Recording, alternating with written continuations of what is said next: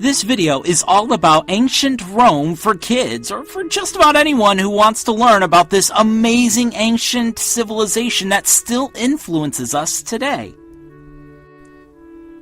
We are going to investigate and dig deep to give you the full scoop on this fascinating civilization.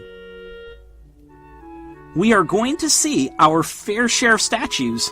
Wow, these guys look serious, and like all of our other videos,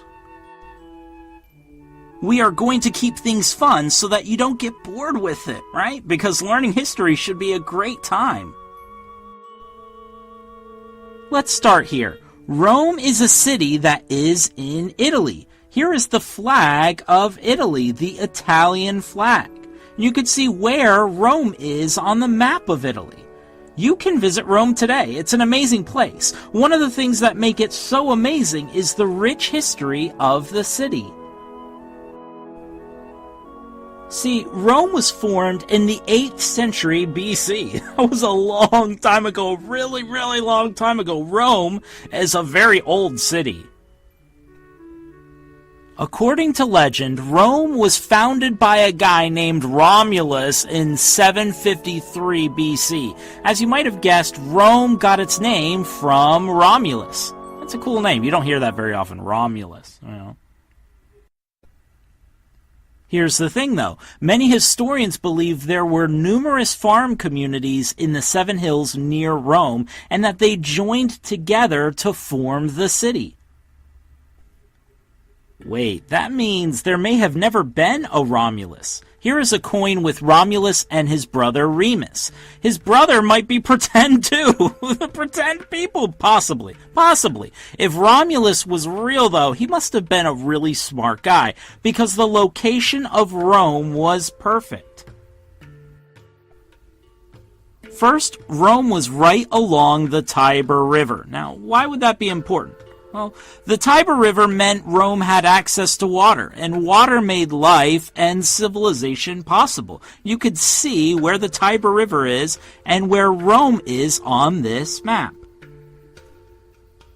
Here is a picture of the Tiber River today. Without the Tiber River, the small city of Rome would have never grown into a massive civilization. Thanks, Tiber River. No, really. Thank you, Tiber. Can I call you Tiber? The second reason Rome's location is perfect is that there are huge mountain ranges that protect Rome. The Alps and the Apennines would later make invasions of Rome more difficult. Not only that, Rome is surrounded by hills as well. Rome is protected by natural barriers.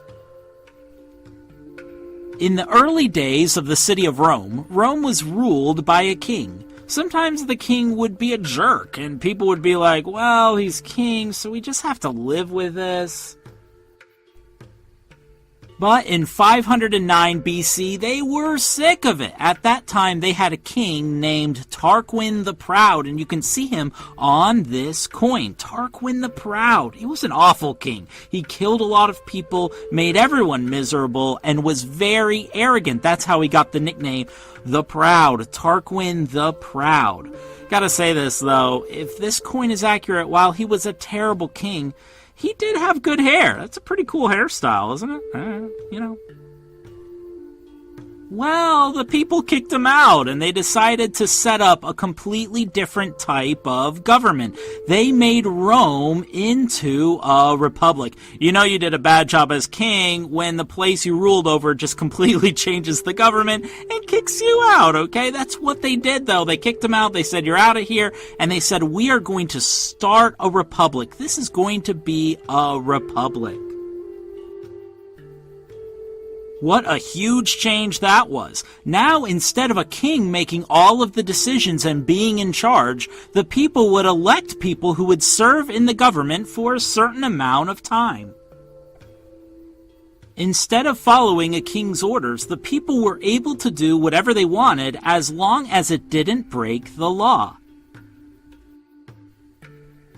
If that sounds like the government of the United States, that's right. The United States is a republic. Many other countries around the world are republics too. Ancient Rome was way ahead of the curve. Rome was one of the first republics in history, and under this new form of government, Rome thrived. Rome stayed a republic until 27 AD. Let's fast forward hundreds of years to meet this guy. His name is Julius Caesar. Julius Caesar is one of the most famous people in Roman history. He lived from 100 BC to 44 BC and had a huge impact on ancient Rome. Julius Caesar was a great general and was also an important writer, writing histories of many of the battles he fought in. He was a hero in Rome and was loved by the people. Boy, was Julius Caesar popular. People heard of all of his victories in battle and knew that his soldiers had absolute loyalty to him. It also helped that he wrote about the battles. He did a good job of always making himself sound like the hero. Well, this shouldn't be surprising, but the Senate was afraid of his power and popularity. Julius Caesar was a big deal. Soon, a civil war broke out. Julius Caesar was victorious and returned to Rome as the ruler of the Republic. For 5 years, he was the ruler of the Roman Republic before he was betrayed and killed in Rome. But ancient Rome had changed forever. After Julius Caesar was killed, another civil war broke out. Well, guess what happened next? Julius Caesar's adopted son, Octavian, eventually took over Rome and finally brought peace. He was renamed Augustus and became the first emperor of Rome. Augustus was an effective emperor and ushered in a period called Pax Romana, where the majority of people in the Roman Empire lived their lives without fear of invasion. Pax Romana means Roman peace. After Augustus, Rome was ruled by an emperor named Tiberius, the stepson of Augustus. Wow, all these guys are related. The Republic was over, and a new period called the Imperial Period began. Wow, ancient Rome went through massive changes through the centuries. Now we are going to talk about the legacy of this fascinating civilization. Like the size of ancient Rome. At its peak, see how huge ancient Rome was. Wow, the Roman Empire is colored purple. That's big. That's big. Ancient Rome left a big impact with architecture, with many of their structures still surviving and standing today. Probably the most famous example is the Colosseum. The Colosseum was a massive amphitheater in the city of Rome that still amazes people today. Over 60,000 people could watch sports and events in the Colosseum. Just like us, ancient Romans enjoyed sports and entertainment. In ancient Rome, watching chariot races and fighting were very common. The fighting, though, would be very violent. Unfortunately, many people lost their lives in the Colosseum. And to us, that type of fighting doesn't even sound like a game, but in ancient Rome, people filled the Colosseum to watch fighters, called gladiators, fight it out.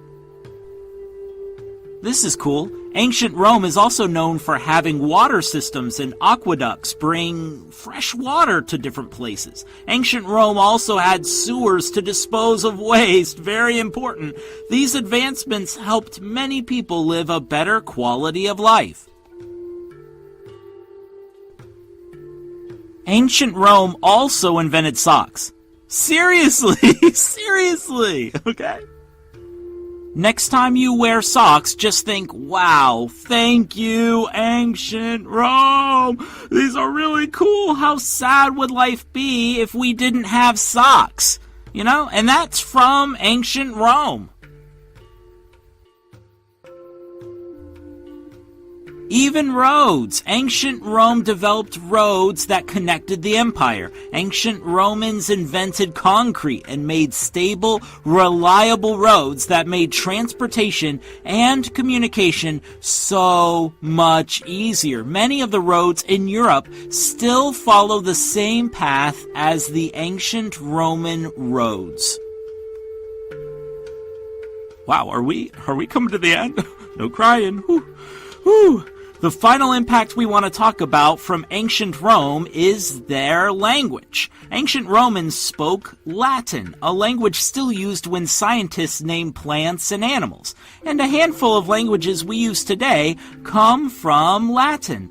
Ancient Rome was one of the most powerful civilizations in all of history, so of course their language would still impact us today.